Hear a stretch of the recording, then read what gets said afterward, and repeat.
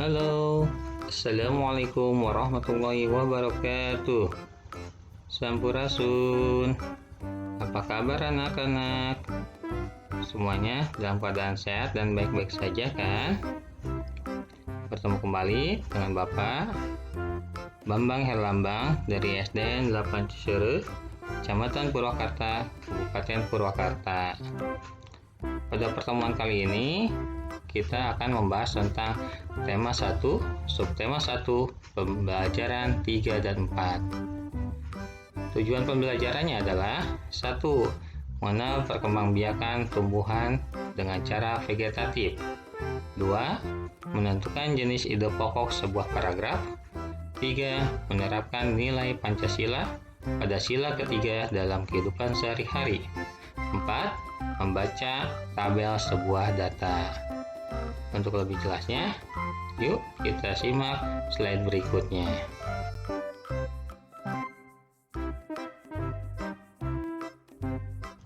Pada pembelajaran ke-1, kita sudah membahas perkembangbiakan tumbuhan dengan cara generatif atau secara kawin. Contohnya adalah tanaman jagung.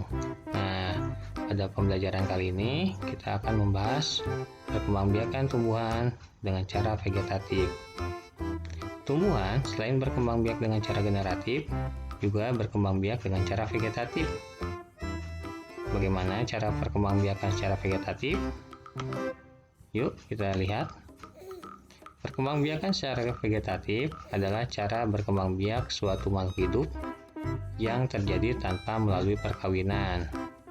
Makhluk hidup baru tumbuh berasal dari induknya. Contohnya adalah pohon pisang yang berkembang biak dengan tunas. Lalu ada bawang merah berkembang biak dengan umbi lapis, dan di sini ada nanas berkembang biak dengan tunas. Untuk lebih jelasnya tentang perkembangbiakan vegetatif, mari kita simak video berikut ini.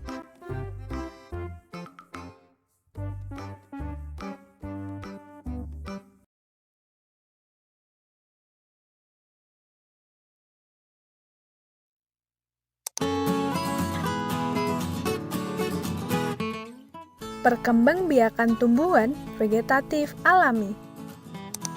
Perkembangbiakan vegetatif adalah perkembangbiakan tanpa melalui proses penyerbukan. Perkembangbiakan secara vegetatif dibagi menjadi dua, vegetatif alami dan vegetatif buatan. Vegetatif alami adalah proses penyerbukan tanpa dibantu dengan perantara manusia. Contoh perkembangbiakan vegetatif alami yaitu dengan cara spora dialami oleh tumbuhan lumut dan paku. Tunas dialami oleh tumbuhan pisang, bambu, dan tebu. Tunas adventif dialami tumbuhan cocor bebek, sukun, dan cemara. Umbi batang dialami oleh tumbuhan kentang dan ubi jalar. Umbi lapis dialami oleh tumbuhan bawang merah, bawang putih, dan bunga bakung. Akar tinggal dialami oleh tumbuhan jahe, kunyit, dan lengkuas. Geragih atau stolon dialami tumbuhan semanggi, arbei, dan pegagan. Nah, itu tadi adalah perkembangbiakan vegetatif alami.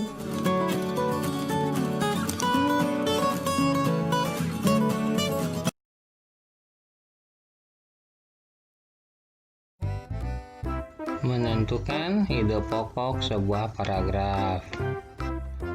Ide pokok sebuah paragraf dibagi menjadi 3. Yang pertama, deduktif atau ide pokoknya berada pada awal paragraf. Yang kedua, induktif, artinya ide pokoknya berada di akhir paragraf. Dan yang ketiga adalah campuran, ide pokoknya ada di awal dan di akhir paragraf. Untuk contoh lebih jelasnya, yuk kita simak slide berikutnya.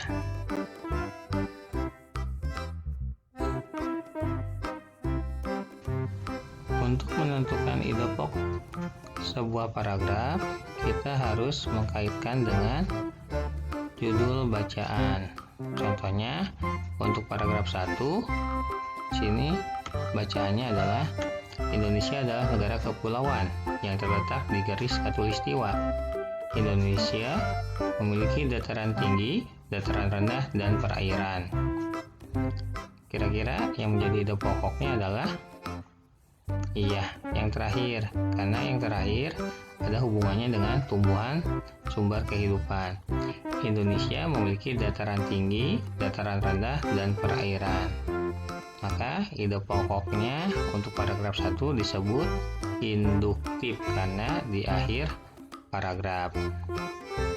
Untuk ide pokok paragraf 2 dan 2, 3, dan 4, silakan anak-anakku sekalian untuk mencarinya. Apakah itu termasuk deduktif atau induktif?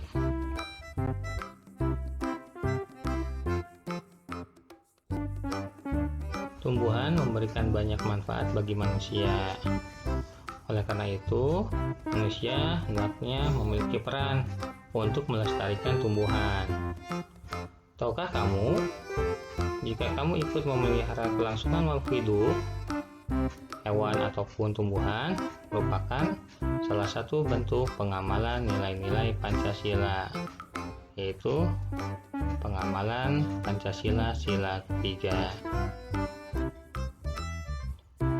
Selain melestarikan tanaman, pengamalan Sila Pancasila ketiga dapat kita lihat dalam kehidupan sehari-hari. Contohnya adalah kerja bakti bersama teman-teman atau warga sekitar membersihkan lingkungan.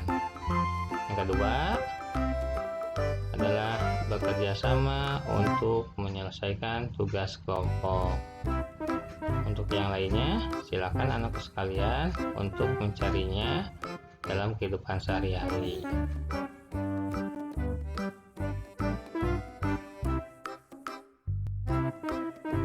Kentang merupakan salah satu tanaman yang berkembang biak dengan cara umbi batang.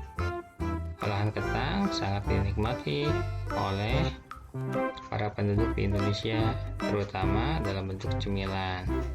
Nah, berikut ada data beberapa kota yang penduduknya sangat mengkonsumsi kentang dalam bentuk cemilan. Yang pertama ada kota Surabaya.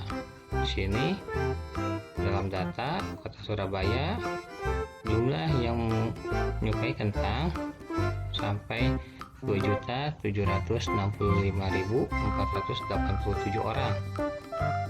Yang kedua adalah kota Bandung, menyukai olahan kentang mencapai 2.394.873 orang. Kota Medan yang menyukai kentangnya adalah 2.097.610 orang.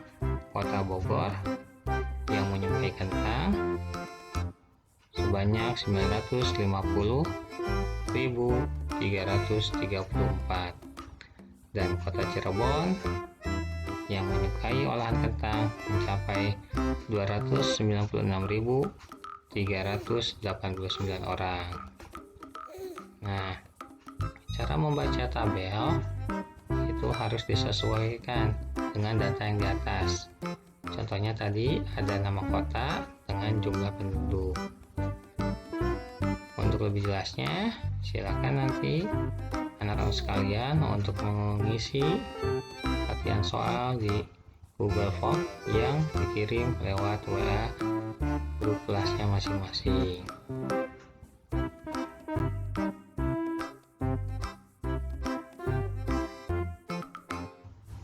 Alhamdulillah, pembelajaran kali ini telah selesai. Mudah-mudahan pembelajaran dari awal sampai akhir dapat bermanfaat. Nah, di sini ada pesan dari tokoh dunia, yaitu Bapak Nelson Mandela, bahwa pendidikan adalah senjata yang paling ampuh yang bisa Anda gunakan untuk mengubah dunia. Mudah-mudahan semuanya bermanfaat. Akhir kata, wabillahi Wabillahi taufiq wal hidayah. Wassalamualaikum warahmatullahi wabarakatuh.